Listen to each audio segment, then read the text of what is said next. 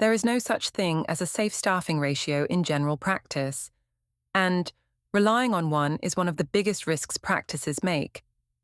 Because safe staffing isn't about numbers on a spreadsheet. Safe staffing in primary care means having the right mix of people to meet real patient demand without creating clinical risk or burning teams out. It's not about how many staff you have, it's about who's doing what, how often, and where the pressure really sits.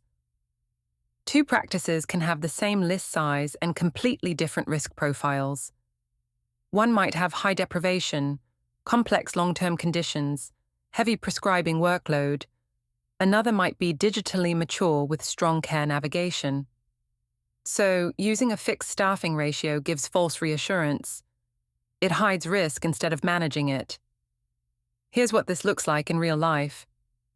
A practice looks fully staffed, appointments are full, everyone's busy.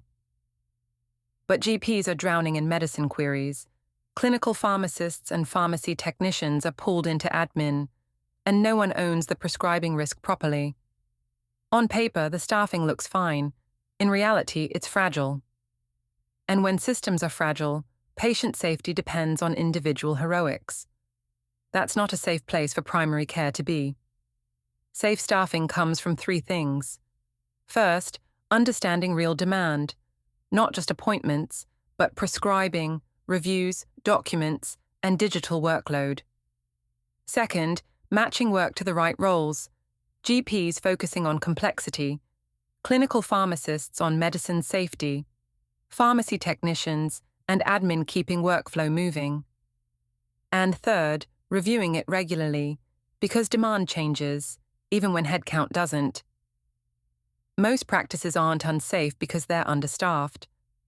They're unsafe because workload isn't aligned to skill mix. If you don't know where your pressure points are, that's the first thing to fix. At Core Prescribing Solutions, we help practices and PCNs take pressure off GPs through the structured use of clinical pharmacists and pharmacy technicians. By redesigning medicine's workflows and ownership, we regularly help teams release up to 80 hours of GP time a month, depending on local demand.